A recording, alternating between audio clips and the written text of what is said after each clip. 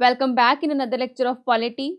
For latest update, you can follow us on our Telegram channel or on our website that is www.ororaies.com.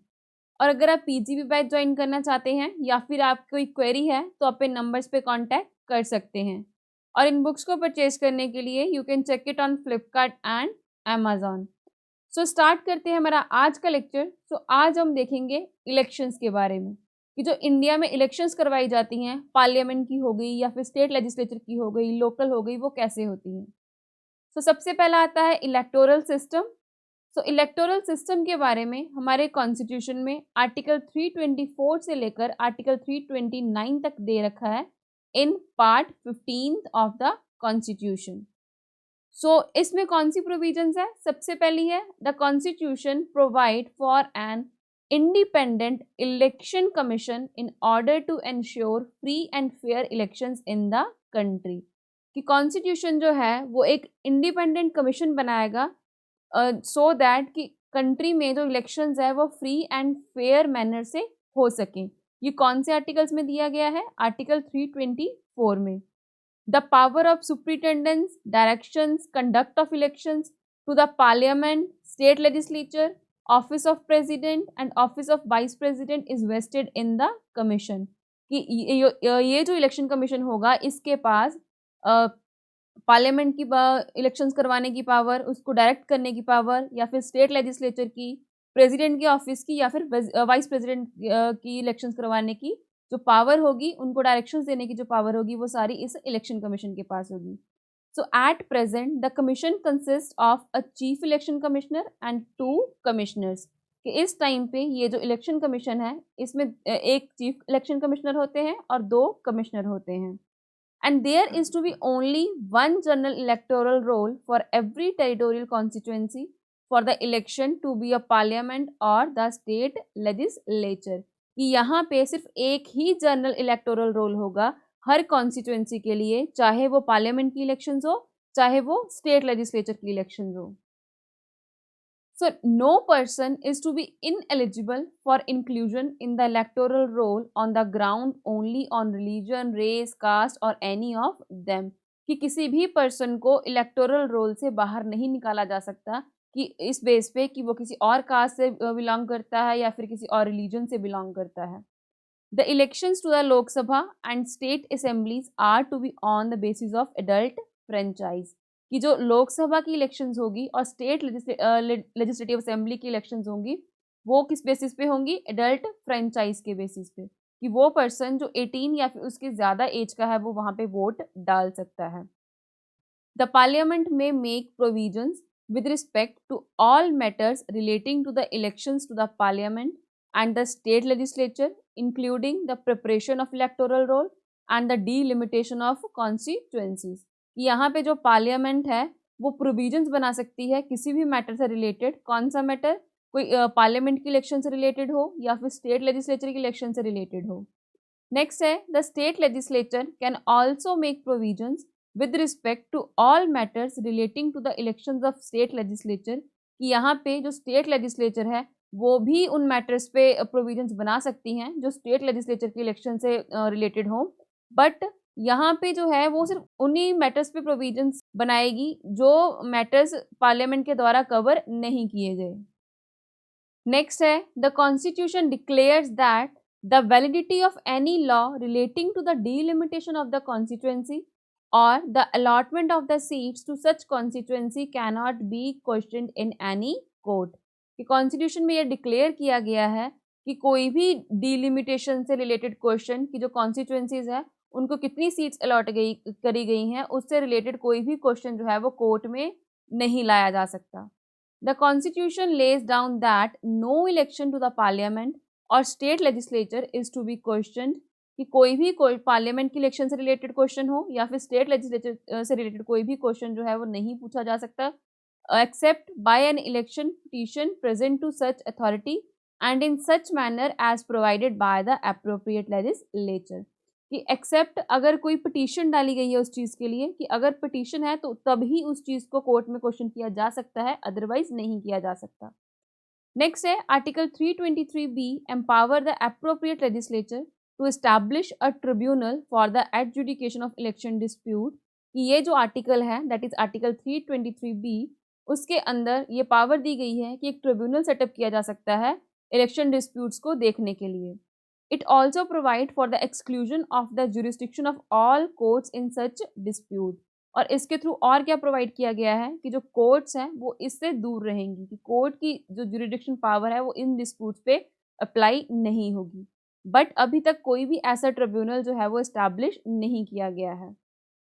So in Chandra Kumar case जो कि 1997 में आया था, supreme court ने इस provision को unconstitutional declare कर दिया, बिकॉज जो कोर्ट्स हैं उनके पास ये जुरिस्डिक्शन पावर है, उस चीज़ से उनको दूर नहीं किया जा सकता।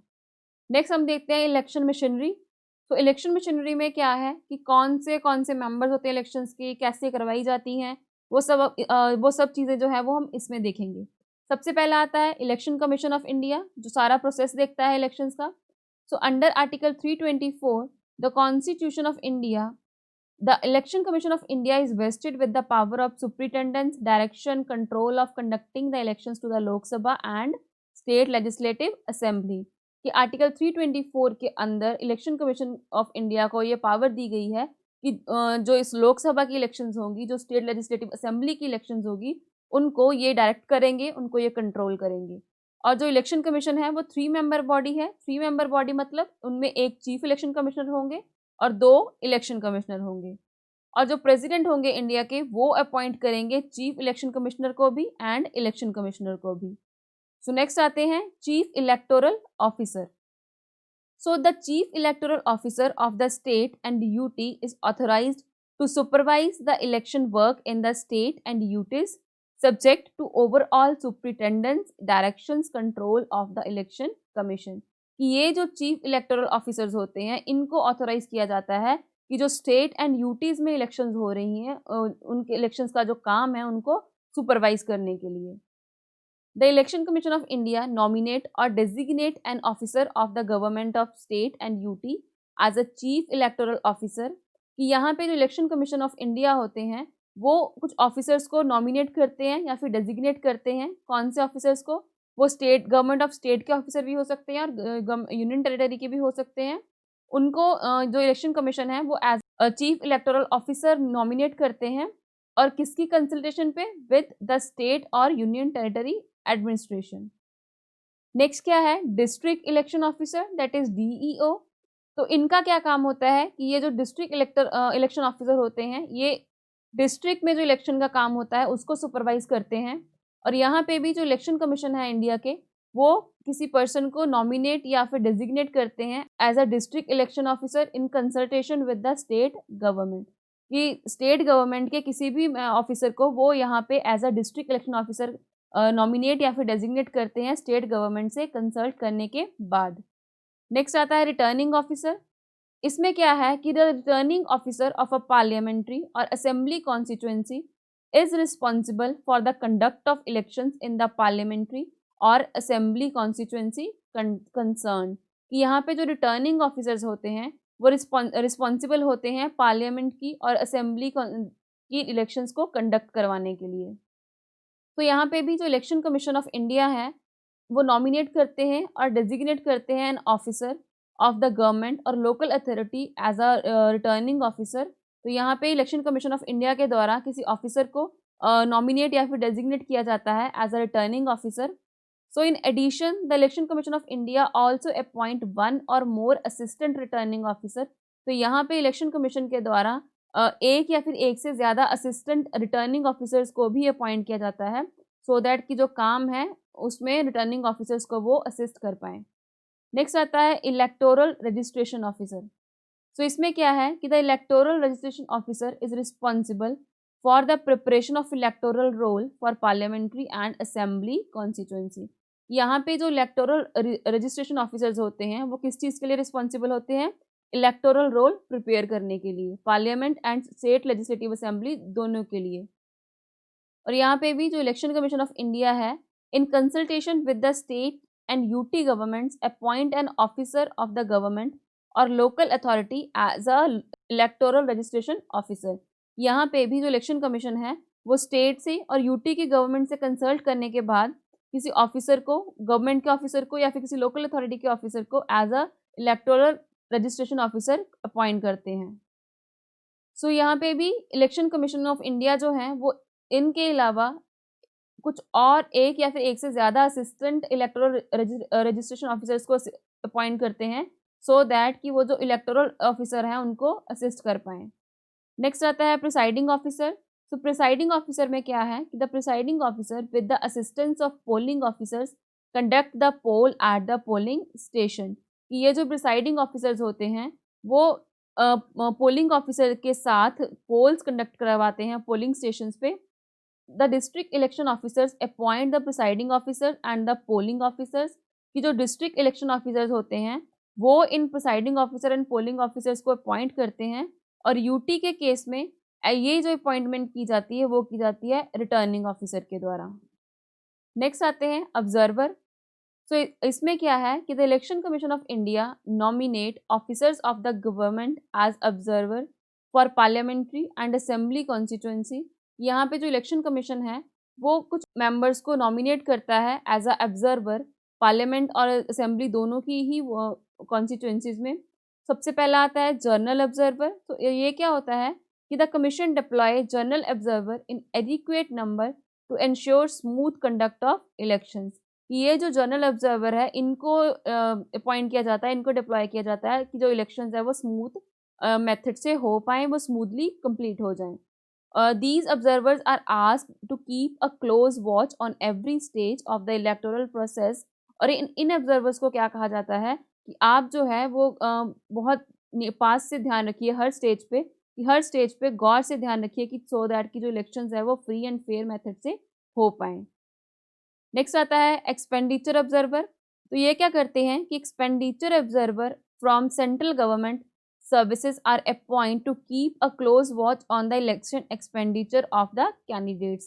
ये जो एक्सपेंडिचर ऑब्जर्वर होते हैं इनको सेंट्रल गवर्नमेंट सर्विसेज से अपॉइंट किया जाता है और ये क्या देखते हैं कि जो कैंडिडेट्स के द्वारा इलेक्शंस में खर्चा किया जा रहा है उस चीज़ को ये ध्यान से देखते हैं कि वो जितना कहा गया है उतना ही करा जा रहा है, उससे ज़्यादा तो नहीं। नेक्स्ट है पुलिस ऑब्जर्वर। तो इसमें क्या है कि the commission deploy IPS officers as a police observer at state and district level depending upon the sensitivity of the constituency. यहाँ पे कमीशन के द्वारा जो आईपीएस ऑफिसर्स हैं उनको as a police observer states and district level पे deploy किया जाता है उस कॉन्स्टिट्यूंसी की सेंसिटिविटी को देखते हुए। नेक्स्ट आता है अवेयरनेस ऑब्जर्वर। तो ये क्या करते हैं, for the first time in 16th Lok Sabha election the commission deployed central awareness observer to oversee the efficient and effective management of the electoral process at field level. कि पहली बार जो 16th लोकसभा इलेक्शन हुई थी 2014 में, उस टाइम पे कमीशन के द्वारा जो सेंट्रल अवेयरनेस ऑब्जर्वर थे उनको डिप्लॉय किया गया था ये चेक करने के लिए कि जो इलेक्टोरल प्रोसेस है वो एफिशिएंट एंड इफेक्टिव ढंग से चल रहा है या फिर नहीं। नेक्स्ट है माइक्रो ऑब्जर्वर। तो ये क्या करते हैं, in addition to the general observer the commission also deploy micro observer to observe the poll proceedings on the poll day in selected critical polling stations. कि जनरल ऑब्जर्वर्स के अलावा यहाँ पे कमीशन के द्वारा माइक्रो ऑब्जर्वर्स को भी deploy किया जाता है कुछ क्रिटिकल पोलिंग स्टेशंस पे, कुछ सिलेक्टेड पोलिंग स्टेशंस पे पोलिंग प्रोसीडिंग्स को ऑब्जर्व करने के लिए। सो नेक्स्ट आता है असिस्टेंट एक्सपेंडिचर ऑब्जर्वर। तो in addition to the expenditure observer, कि एक्सपेंडिचर ऑब्जर्वर के अलावा यहाँ पे कमीशन के द्वारा एक असिस्टेंट एक्सपेंडिचर ऑब्जर्वर को भी अपॉइंट किया जाता है for each assembly segments to ensure that all major election campaign events are videographed, complaints of electoral malpractice are promptly attended। कि जितनी भी जो इलेक्शन campaigns इवेंट्स हो रहे हैं उनकी वीडियोग्राफी की जा सके और जितनी भी इलेक्शन से रिलेटेड इलेक्शंस के माल प्रैक्टिसेस से रिलेटेड कोई भी कंप्लेंट आती है उसको अटेंड किया जा सके। नेक्स्ट अब देखेंगे हम इलेक्शन प्रोसेस की, जो इलेक्शन का पूरा प्रोसेस होता है वो कैसे होता है। सबसे पहला आता है टाइम्स ऑफ इलेक्शन। सो इसमें क्या है कि election for the Lok Sabha and every state legislative assembly have to be place every 5 year. कि जो इलेक्शंस है लोकसभा की और हर स्टेट लेजिस्लेटिव असेंबली की वो हर 5 साल के बाद होती हैं एंड अनलेस कॉल अर्लियर। कि अगर प्रेसिडेंट के द्वारा लोकसभा को डिसॉल्व ना किया जाए तो ये तो 5 साल के बाद होगी, अगर लोकसभा 5 साल से पहले डिसॉल्व हो जाए तो ये इलेक्शंस 5 साल से पहले भी की जा सकती हैं। The president can dissolve Lok Sabha and call a general election before 5 years. यहाँ पे जो प्रेसिडेंट है वो लोकसभा को डिसॉल्व करके इलेक्शंस को 5 साल से पहले भी करवा सकते हैं। नेक्स्ट आता है शेड्यूल ऑफ द इलेक्शंस। तो इसमें क्या है कि when the 5-year limit is up और the legislature have been dissolved, a new election have been called. कि जिस टाइम पे या तो गवर्नमेंट के 5 ईयर्स कंप्लीट हो जाए या फिर उनकी लेजिस्लेचर को डिसॉल्व कर दिया जाए, तो उस टाइम पे न्यू इलेक्शंस करवाई जाती हैं। The election commission put into affect the machinery for holding an election. यहाँ पे जो इलेक्शन कमीशन है वो इलेक्शन करवाने के को प्रिपरेशन करना स्टार्ट कर देते हैं। The Constitution states that there can be no longer than 6 months between the last session of the dissolved Lok Sabha and recalling of new house। कि कॉन्स्टिट्यूशन में ये दे रखा है कि जो लोकसभा डिसॉल्व हो चुकी है और जो लोकसभा न्यू आने वाली है उसमें 6 मंथ से ज़्यादा का डिफरेंस नहीं होना चाहिए। The commission normally announce the schedule of the election in a major press conference. यहाँ पे जो इलेक्शन कमीशन है वो नॉर्मली एक मेजर प्रेस कॉन्फ्रेंस में इलेक्शन का जो शेड्यूल है वो अनाउंस करते हैं। The model code of conduct for guidance of the candidates and political parties comes immediately into affect after such announcement. कि जो मॉडल कोड ऑफ कंडक्ट है कैंडिडेट्स को गाइड करने के लिए, पॉलिटिकल पार्टीज को गाइड करने के लिए, वो अनाउंसमेंट के बाद इमीडिएटली इफेक्ट में आ जाता है। The formal process for the election start with the notification. की जो सबसे फॉर्मल प्रोसेस है इलेक्शन का वो नोटिफिकेशन के साथ स्टार्ट हो जाता है। As soon as the notifications are issued, the candidates can start filling their nomination in the constituencies from there they wish to contest। कि जैसे ही नोटिफिकेशन इशू होता है तो जो कैंडिडेट्स हैं वो नॉमिनेशन के लिए फाइल करना स्टार्ट कर देते हैं जहां से वो कॉन्टेस्ट करना चाहते हैं। These are scrutinized by the returning officers of the constituencies concerned। और यहाँ पे ये जो नॉमिनेशंस होती हैं उनको स्क्रूटनाइज किया जाता है रिटर्निंग ऑफिसर्स के द्वारा। The validly nominated candidates can withdraw from the contest within the 2 day from the date of scrutiny. यहाँ पे जो कंटेस्टेंट्स जो कैंडिडेट्स अपनी विदड्रॉ करना चाहते हैं तो वो डेट ऑफ स्क्रूटनी से 2 दिन बाद तक वो अपनी जो विदड्रॉ कर सकते हैं एप्लीकेशंस को। The contesting candidates get at least 2 weeks for the political campaign before the actual date of poll। यहाँ पे जो कैंडिडेट्स कंटेस्टिंग कैंडिडेट्स होते हैं उनको 2 वीक्स दिए जाते हैं कंपेनिंग के लिए, जो एक्चुअल डेट होती है पोल की उससे पहले के 2 week. On account of the vast magnitude of operation and massive size of the electorate, polling is held on the number of days for national elections। कि जो नेशनल इलेक्शंस होती हैं यानी कि जो पार्लियामेंट की इलेक्शंस होती हैं, बिकॉज इंडिया का जो वास्ट साइज है, डाइवर्सिटी बहुत है यहाँ पे, मैसिव साइज के कारण वो जो वोटिंग होती है वो डिफरेंट नंबर ऑफ डेज पे होती हैं, वो सेम डेज पे नहीं की जाती। कुछ स्टेट में वो किसी डेट पे होती है और कुछ स्टेट में वो किसी और डेट पे करवाई जाती हैं। A separate date for counting is fixed and the result declared for each constituency by the concerned returning officer। यहाँ पे जो सेपरेट डेट होती है काउंटिंग की वो फिक्स की जाती है और जो रिजल्ट डिक्लेयर किया जाता है वो रिटर्निंग ऑफिसर्स के द्वारा किया जाता है। The commission compile the complete list of the members elected. तो यहाँ पे जो कमीशन है वो जितने भी मेंबर्स इलेक्ट हुए होते हैं उनकी लिस्ट को कंपाइल करते हैं और इसके साथ जो प्रोसेस है इलेक्शंस का वो कंप्लीट हो जाता है। नेक्स्ट आता है ओथ एंड अफर्मेशन। तो इसमें क्या है कि it is necessary for the candidates to make and subscribe an oath and affirmation before an officer authorised by the election commission. कि यहाँ पे ये ज़रूरी होता है कि वो जो कैंडिडेट्स हैं उनको ओथ या फिर अफर्मेशन लेनी पड़ेगी उस ऑफिसर के सामने जिसको इलेक्शन कमीशन के द्वारा ऑथराइज किया गया हो। For any particular election the authorised persons are principally the returning officer and the assistant returning officer for the constituency। यहाँ पे जो ऑथराइज्ड पर्सन होते हैं ओथ दिलाने के लिए वो मोस्टली कौन होते हैं, या तो रिटर्निंग ऑफिसर हो सकते हैं या फिर assistant returning officer. And in case of the candidate confined in the prison, कि अगर कोई कैंडिडेट जो vote contestant as a contestant खड़ा हो रहा है अगर वो प्रिजन में है, जेल में है या फिर अंडर प्रिवेंटिव डिटेंशन है, उस टाइम पे जो सुप्रिटेंडेंट्स होंगे, सुप्रिटेंडेंट ऑफ द प्रिजन और commandant of the detention camp, कि जो जेल के सुप्रिटेंडेंट है या फिर डिटेंशन कैंप के कमांडेंट हैं, तो वो उस टाइम पे उनको ओथ दिलाएंगे वहाँ पे। नेक्स्ट है in case of the candidate confined to bed in the hospital, कि अगर जो कैंडिडेट वोट्स में खड़ा हो रहा है इलेक्शंस में वो हॉस्पिटल में है और एल्सवेयर ओइंग टू इलनेस, मतलब वो बीमार है, तो उस टाइम पे उसको जो मेडिकल सुपरिटेंडेंट होंगे, इंचार्ज होंगे हॉस्पिटल के, वो उसको ओथ दिलाएंगे।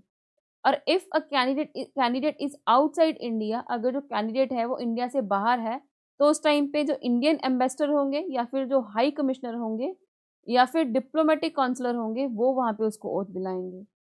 नेक्स्ट आता है इलेक्शन कैंपेन। तो इसमें क्या है कि the election campaign is a period when the political parties put forward their candidate and arguments with which they hope to persuade peoples to vote for their candidate and parties. ये campaign जो है वो period होता है जिस time पे जो political parties है वो अपने कैंडिडेट के साथ सामने आती हैं, लोगों को बताती हैं कि ये हमारा जो कैंडिडेट है हमारी पार्टी की तरफ से है, और जो भी उनका एजेंडा होता है, जो भी उनका काम होता है, वो लोगों को बताती हैं जिस चीज़ के लिए लोग उनको वोट डालेंगे। It is intended to maintain the election campaign on healthy line, avoid clashes and conflicts between the political parties और देयर सपोर्टर्स। तो यहाँ पे ये कोशिश की जाती है कि जो इलेक्शन कैंपेन है वो हेल्दी ढंग से हो पाए, क्लैशेस ना हो वहाँ पे कोई भी, या फिर पॉलिटिकल पार्टी में या फिर उनके सपोर्टर्स में कोई कॉन्फ्लिक्ट पैदा ना हो। Once a election has been called, parties issue manifestos detailing the programs they wish to implement if they elected to government. जैसे ही इलेक्शन बुलाई जाती हैं तो उस टाइम पे जो पार्टीज हैं वो अपनी मैनिफेस्टो इशू करती हैं कि अगर वो एज अ गवर्नमेंट इलेक्ट होते आते हैं तो वो लोगों के लिए ये काम करेंगे, ये प्रोग्राम्स लाएंगे। नेक्स्ट आता है पोलिंग डेज। तो इसमें क्या है कि polling is a normally held on a number of different days in different constituencies, कि जो पोलिंग होती है वो डिफरेंट डिफरेंट डेज पे होती है डिफरेंट डिफरेंट कॉन्स्टिट्यूएंसीज में, to enable the security forces and those monitoring the elections to keep law and order and ensure that voting during the election is fair. ऐसा क्यों किया जाता है? सो दैट की जो सिक्योरिटी फोर्सेज है उनको वहाँ पे लाया जा सके और इलेक्शंस जो है वहाँ पे लॉ एंड ऑर्डर मेंटेन किया जा सके और जो इलेक्शन है उनको फेयर मेथड से करवाया जा सके। नेक्स्ट आता है बैलेट पेपर एंड सिंबल। तो इसमें क्या है कि after nomination of the candidate is complete, कि जैसे ही कैंडिडेट की नॉमिनेशन कंप्लीट होती है, a list of competing candidate is prepared by the returning officer. तो जो लिस्ट है कि कौन से कैंडिडेट्स compete कर रहे हैं उनकी लिस्ट प्रिपेयर की जाती है रिटर्निंग ऑफिसर के द्वारा, और उसके हिसाब से बैलेट पेपर्स प्रिंट किए जाते हैं। सो बैलेट पेपर्स क्या होते हैं? Ballot papers are printed with the name of the candidate. Ballot papers पे कैंडिडेट का नेम प्रिंट होता है और उनका सिंबल प्रिंट होता है allotted to each of the candidate, यानी कि उस कैंडिडेट को जो सिंबल दिया गया है वो उस पर प्रिंट किया जाता है। नेक्स्ट आता है वोटिंग प्रोसीजर। जो वोटिंग प्रोसीजर है वो एक सीक्रेट बैलेट के थ्रू किया जाता है। Polling stations are usually set up in public institutions. जो पोलिंग स्टेशंस होते हैं वो मोस्टली कुछ पब्लिक इंस्टीट्यूशंस पे सेटअप किए जाते हैं, जैसे कि स्कूल्स हो गए या फिर कम्युनिटी हॉल्स हो गए वहाँ पे। The officials of election commission try to ensure that here is a polling station within 2 kilometre of every voter, कि इलेक्शन कमीशन जो है वो ये इंश्योर करने की कोशिश करते हैं कि जो पोलिंग स्टेशन है उनको 2 किलोमीटर के अंदर ही बनाया जा सके, and that no polling station should have to deal with more than 1500 voters. और हर पोलिंग स्टेशन पे जो मैक्सिमम वोटर्स की काउंटिंग होगी वो 1500 तक होगी। and each polling station is open for at least 8 hours on the day of election। Elections के दिन पे जो पोलिंग स्टेशन है वो कम से कम 8 आवर्स तक ओपन रहेंगे। नेक्स्ट आता है electronic voting machine, that is EVM. So EVM क्या है? EVM is a simple electronic device use to record votes in place of ballot paper and boxes. ये एक सिंपल इलेक्ट्रॉनिक डिवाइस है जो कि वोट्स को रिकॉर्ड करने के लिए यूज किया जाता है बैलेट पेपर और बॉक्सेस की जगह पे। सो नेक्स्ट है कि एडवांटेजेस क्या है ईवीएम के ट्रेडिशनल जो बैलेट पेपर चले आ रहे थे उन पे। सबसे पहला है कि it eliminate the possibility of invalid and doubtful votes, कि ईवीएम मशीन के कारण जो पॉसिबिलिटी होती थी इनवैलिड और डाउटफुल वोट्स की वो एलिमिनेट हो रही है, कि वहाँ पे जो है वो इलेक्ट्रॉनिक मेथड होने के कारण प्रॉपर कि जिसको वोट डाली गई है उसी को जाएगी, कि यहाँ पे कोई घपला होने का जो पॉसिबिलिटी रहती थी वो नहीं होगी। It make the process of counting the vote much faster than the conventional system. और मशीन के कारण, बिकॉज ये इलेक्ट्रॉनिक डिवाइस है एक, तो उसके कारण जो काउंटिंग का प्रोसेस है वो भी बहुत ज़्यादा फास्ट हो गया है। It reduce to a greater extent the quantity of the paper used, कि जो पेपर की क्वांटिटी यूज हो रही थी उसको भी काफ़ी हद तक रिड्यूस किया है इस ईवीएम की वजह से। और इसके कारण और क्या हुआ है कि जो कॉस्ट थी प्रिंटिंग की वो भी काफ़ी हद तक रिड्यूस हो गई है। नेक्स्ट है कि सुपरवाइजिंग इलेक्शंस, तो इसमें क्या है कि election commission appoint a large number of observers to ensure that the campaign is conducted fairly. Election commission के द्वारा यहाँ पे काफ़ी सारे ऑब्जर्वर्स को अपॉइंट किया जाता है ये इंश्योर करने के लिए कि जो कैंपेन है वो फेयरली ढंग से किया जा रहा है। And peoples are free to vote as they choose, और जो लोग हैं वो अपने मर्जी से जिसको चाहे उसको वोट डाल सकते हैं। Election expenditure observer keep a check on the amount that each candidate and party spend on the election. यहाँ पे जो इलेक्शन एक्सपेंडिचर ऑब्जर्वर होते हैं वो इस चीज़ पे ध्यान रखते हैं कि हर कैंडिडेट के द्वारा हर पार्टी के द्वारा इलेक्शंस के लिए कितना खर्चा किया गया है। नेक्स्ट आता है काउंटिंग ऑफ वोट्स, तो इसमें क्या है कि जैसे ही पोलिंग खत्म होती है the votes are counted under the supervision of returning officer, कि जैसे ही वो पोलिंग खत्म होगी तो वोट्स को काउंट किया जाता है रिटर्निंग ऑफिसर की सुपरविजन के अंदर एंड उन ऑब्जर्वर्स की सुपरविजन के अंदर जो इलेक्शन कमीशन के द्वारा अपॉइंट किए गए हों। And after the counting of vote is over, जैसे ही वोट्स की काउंटिंग ओवर होती है तो रिटर्निंग ऑफिसर जो है वो नेम डिक्लेयर करते हैं जो विनर्स होते हैं उनका, जिनको ज़्यादा वोट्स मिली होती हैं। नेक्स्ट आता है मीडिया कवरेज, तो इसमें क्या है कि in order to bring as much transparency, कि जो काउंटिंग हो रही है वोट्स की और जो इलेक्शन प्रोसेस है उसमें ट्रांसपेरेंसी को मेंटेन किया जा सके, तो उस चीज़ के लिए media are encouraged and provide with facilities to cover the election, तो यहाँ पे मीडिया को इनकरेज किया जाता है और उनको ये फैसिलिटी प्रोवाइड की जाती है कि वो इलेक्शंस को कवर करें although the subject to maintaining the secrecy of vote, कि बेशक वहाँ पे जो वोट्स की सीक्रेसी है उसको मेंटेन रखा जाता है बट उनको वहाँ पे कवरेज करने की परमिशन दी जाती है।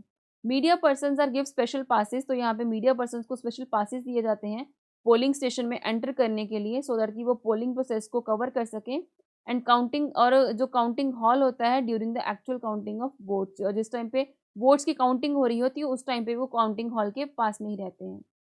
नेक्स्ट है इलेक्शन पटिशन, तो इसमें क्या है कि एनी इलेक्टर और candidate can file an election petition if he और she thinks there has been malpractices during the election, कि कोई भी इलेक्टर या फिर कैंडिडेट इलेक्शन पटिशन के लिए फाइल कर सकता है अगर उसको ये लगता है कि जो इलेक्शन है उसमें माल प्रैक्टिसेस हुई हैं, उसमें घपला किया गया है। An election petition is not an ordinary civil suit but treated as a contest in which the whole constituency is involved। यहाँ पे जो इलेक्शन पटिशन होगी उसको ऑर्डिनरी सिविल सूट की तरह ट्रीट नहीं किया जाएगा, उसमें पूरी जो कॉन्स्टिट्यूंसी है उसको इन्वॉल्व किया जाएगा, उसको एज अ कॉन्टेस्ट ट्रीट किया जाएगा। सो इसी के साथ हमारा इलेक्शन का चैप्टर जो है वो कंप्लीट होता है। मिलते हैं अपने नेक्स्ट लेक्चर में नेक्स्ट चैप्टर के साथ। Thank you.